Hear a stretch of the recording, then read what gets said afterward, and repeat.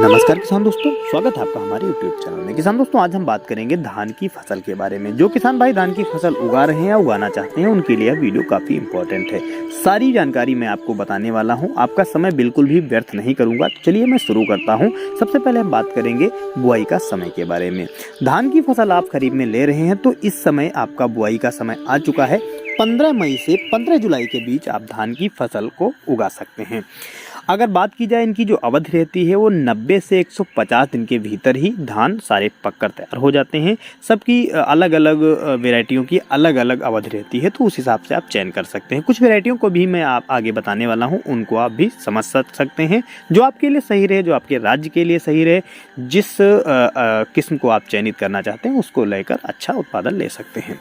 अब हम बात करेंगे तापमान और मिट्टी तैयारी, खेत की जुताई के बारे में थोड़ी बात कर लेते हैं। फसल रोपाई से ठीक पहले यानी 20 दिन पहले आपको खेत को अच्छे से तैयार करना है, जिसमें एक जुताई करने के बाद आपको 1 एकड़ खेत में करीब 20 टन सड़ी हुई गोबर की कंपोस्ट खाद डाल लेनी है। जब आप खेत में गोबर की खाद डाल रहे हो उसी समय आपको 2.5 किलोग्राम यानी 2.5 किलोग्राम आपको ट्राइकोडर्मा डाल लेना है। इसके बाद भी आपको 3 बार जुताई करके अच्छे से खेत को तैयार कर लेना है। पाटा लगा लेना है ताकि खेत समतल हो जाए। जो पानी आप आगे लगाएं, क्योंकि धान की फसल में पानी काफ़ी मायने रखता है, तो पानी का भराव जितना बराबर जितना अच्छा होगा, समय समय पर आप सिंचाई कर पाएंगे, अच्छे से सिंचाई करेंगे तो आपकी पैदावार अच्छी होगी। बात करें नर्सरी प्रबंधन के बारे में, तो नर्सरी का जो तरीका होता है कुछ इस तरह से होता है। अगर आप नर्सरी के लिए क्यारियां तैयार कर रहे हैं तो उसमें 1 एकड़ खेत में आप नर्सरी तैयार कर सकते हैं। करीब 1 एकड़ अगर आप 1 एकड़ खेत के लिए नर्सरी अगर तैयार करना चाह रहे हैं तो आप 10 मीटर लंबी क्यारी बना लें और 20 मीटर चौड़ी आपको क्यारियां तैयार कर लेनी है। इसके बाद आपको 500 ग्राम कार्बोफ्यूरान ले लेनी है और 5 किलोग्राम आपको DAP ले लेनी है। डालकर खेत की अच्छे से जुताई कर देनी है और बाद में पानी भर देना है। इसके बाद उसमें आपको बीज डाल देना है। अगर आपकी नर्सरी तैयार हो जाती है, फिर बाद में जब उसमें पीलापन अगर दिखाई दे रहा हो तो 10 दिन पर जब आपकी नर्सरी कभी कभी पीली हो जाती है, पीलेपन को दूर करने के लिए 166 ग्राम आपको फेरस सल्फेट 20 लीटर पानी में डालकर स्प्रे मार देना है। और ध्यान दें, और थोड़ा ध्यान ये भी देना है कि सुबह के समय अगर आप उपलों की राख उस पर डाल देते हैं तो उसमें क्या रहता है, हमारी जो जड़ें ऊपर निकल रही होती हैं, कुछ ऊपर ही जड़ें रह जाती हैं तो वो भी ढक जाती हैं और खरपतवार भी कम निकलते हैं, नमी भी अच्छी बनी रहती है। तो मैं ये सुझाव देता हूँ कि उपलों की राख भी आप अपनी नर्सरी में डाल सकते हैं सुबह के समय। अब बात करते हैं उन्नत किस्मों के बारे में। तो उन्नत किस्में बहुत सारी हैं, लेकिन 2 या 3 मैं उन्नत किस्मों के बारे में आपको बताऊंगा जिनका आप चयन कर सकते हैं। श्री राम सोनाली। श्री राम सोनाली जो किस्म है, ये इसकी अवधि 120 से 125 दिन की है। 120 से 125 दिन में पककर तैयार हो जाती है। यह बहुत अच्छी किस्म है जिसमें थोड़ा खुशबू आता है, यानी खुशबूदार भी है, दाना पतला होता है, लंबा होता है, बाली मोटी होती है और ये जो है ब्लास्ट रोग के प्रतिरोधी किस्म है। यानी जो श्री राम सोनाली है, इसका अगर आप चयन करते हैं तो ब्लास्ट रोग इसमें बिल्कुल भी नहीं लगेगा। अब हम बात करते हैं PHB 71। ये किस्म काफ़ी अच्छी है। हमारे राज्य में बात की जाए यूपी की, तो यूपी राज्य में काफ़ी अच्छी ये किस्म है और हम स्वयं का इसमें एक्सपीरियंस बताते हैं तो काफ़ी अच्छा इसमें उत्पादन मिल जाता है। करीब 7 से 8 टन प्रति हेक्टेयर के हिसाब से इसमें उत्पादन आसानी से किसान भाई ले सकते हैं। ये जो किस्म है ये हरियाणा, उत्तर प्रदेश, तमिलनाडु इत्यादि राज्यों में काफ़ी अच्छा पैदावार दे सकती है।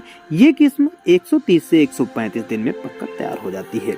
अगली किस्म बात करें पूसा बासमती 1692। ये किस्म भी काफ़ी धमाल मचाए हुए है किसानों के बीच में, क्योंकि जल्द ही ये लॉन्च हुई थी अभी 2-3 साल पहले, तो काफ़ी अच्छा इसका उत्पादन रहता है। यह किस्म 115 दिन में पककर तैयार हो जाती है। इसकी उत्पादन क्षमता अगर बात की जाए तो प्रति एकड़ के हिसाब से 27 कुंटल ये उत्पादन भी दे देती है। मैं बात कर रहा हूँ पूसा बासमती 1692 के बारे में। इसका जो पुआल होता है, यानी जो फूस होता है, ये लंबा होता है, दाना भी लंबा होता है, बाली भी लंबी होती है और दाने में हल्की खुशबू आती रहती है। चावल इसका टूटता भी कम है। तो अगर आपके राज्य में चावल टूटने की समस्या है, पानी भराव हो जाता है, तो आप इसका चयन कर सकते हैं। ये किस्म दिल्ली, हरियाणा, उत्तराखंड, हिमाचल, जम्मू कश्मीर इत्यादि पश्चिमी राज्यों में यानी उत्तर प्रदेश इत्यादि में सब जगह ये उगाई जा सकती है।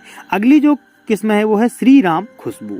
ये भी किस्म 100 से 110 दिन में पककर तैयार हो जाती है। इसका समय थोड़ा कम है, यानी जल्दी पककर तैयार होने वाली है। और इसकी पौधे की लंबाई 105 से 115 सेंटीमीटर रहती है। ये किस्म भी करीब अभी आप 15 मई से 15 जून तक इसको आप चयन कर सकते हैं। काफ़ी अच्छा उत्पादन ये भी दे देती है। पूसा बासमती 1121 भी काफ़ी अच्छी किस्म है। ये 130 से 137 दिन में पककर तैयार होती है। इसका पौधा लंबा होता है और ये आप 137 या 38 दिन में कटाई योग्य आपकी हो जाएगी। थोड़ा बहुत लेट भी हो सकती है, लेकिन इसकी पैदावार भी अच्छी मिलती है। दाना सुगंधित रहता है। पैदावार की बात की जाए तो औसतन आप 13.7 क्विंटल प्रति हेक्टेयर के हिसाब से अच्छा उत्पादन ले सकते हैं और पकने में भी काफ़ी अच्छी होती है। खाने में काफ़ी अच्छा ये धान रहता है। अगली बात करें जो पानियर 27P31, ये 128 से 132 दिन में पककर तैयार होती है। इसका दाना मध्यम लंबा होता है, चमकदार होता है, खाने में स्वादिष्ट होता है। इसके पौधे की ऊंचाई 110 सेंटीमीटर तक होती है। यह 128 से 132 दिन में पककर तैयार हो जाती है। इसके अगर उत्पादन की बात की जाए तो प्रति एकड़ 28 से 30 क्विंटल प्रति एकड़ के हिसाब से अच्छा उत्पादन मिल जाता है। तो ये जो है पानियर 27P31, इसका मैंने पिछली बार इसको चयन किया था, लगाया था, तो पैदावार काफ़ी अच्छी मिल गई थी। तो इसमें से आप इन सारी किस्मों में किसी का चयन कर सकते हैं। आने वाली अगली जो किस्में हम अगले वीडियो में बात करेंगे उनके बारे में हम बता दें आपको। एराइज 6444 के बारे में बात करेंगे और प्रो एग्रो 6444 के बारे में बात करेंगे और पूसा पंजाबी बासमती के बारे में भी बात करेंगे और साथ ही नरेंद्र शंकर धान के बारे में बात करने वाले हैं और श्री राम रेशमा के भी बारे में बात करने वाले हैं। अगर आप इन संबंधित वीडियो देखना चाहते हैं जो हमने जानकारी दी है, ये जो किस्में हैं, इनके वीडियो पाने के लिए आप कमेंट एक बार जरूर करें ताकि अगला वीडियो मैं जल्द से जल्द आपको दे सकूं और आप सही जानकारी लेकर सही किस्म का चयन करके अच्छा उत्पादन ले सकें। तो दोस्तों ये हो गई किस्मों की जानकारी। अब हम बात करेंगे बीज मात्रा के बारे में। तो धान के बीज की मात्रा की अगर बात करते हैं तो जिस हिसाब से अगर आप बुआई पद्धति के अनुसार कई तरीके अलग होते हैं। कोई छिटकुआ बीज से बुआई कर देते हैं, कुछ लोग लाइन से, कुछ लोग रुपाई करवाते हैं, तो ये सारे तरीके अलग हो जाते हैं। अगर आप छिटकुआ विधि से बुआई कर रहे हैं तो 40 किलोग्राम प्रति एकड़ के हिसाब से आप बीज ले सकते हैं। सीधी बुआई कर सकते हैं। कतार में बुआई अगर आप कर रहे हैं तो 30 किलोग्राम ही लगेगा, यानी 10 किलोग्राम आपका कम रह जाएगा। रुपाई पद्धति में आप 12 से 16 किलोग्राम प्रति एकड़ के हिसाब से आप नर्सरी उगा सकते हैं। इसके बाद आप उसको रुपाई कर सकते हैं। संकर किस्मों में रोपा विधि जो रहती है वो 5 से 6 किलोग्राम में ही निपट जाती है। जो हम सारी किस्में ले रहे हैं वो संकर किस्में रहती हैं, जो कि 5 से 6 किलोग्राम हम बीज लेकर के नर्सरी तैयार कर लेते हैं। इसके बाद हम उसको लगा देते हैं।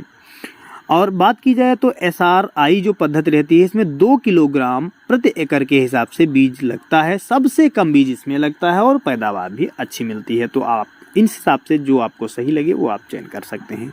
बीज उपचार की बात की जाए तो बीज उपचार भी काफ़ी मायने रखता है, क्योंकि जब हमारी फसल में रोग आने लगते हैं, समस्याएं बढ़ जाती हैं। फफूंदनाशी जो रोग रहते हैं, ब्लास्ट हैं और बहुत सारे ऐसे रोग हैं जिनसे हमारी फसल काफ़ी ज़्यादा बाधित हो जाती है। इनको दूर करने के लिए हम बीज को एक बार शोधित जरूर कर लें। बीज शोधित करने के लिए आपको 8 से 10 घंटे पहले पानी में भिगो देना चाहिए बीज को।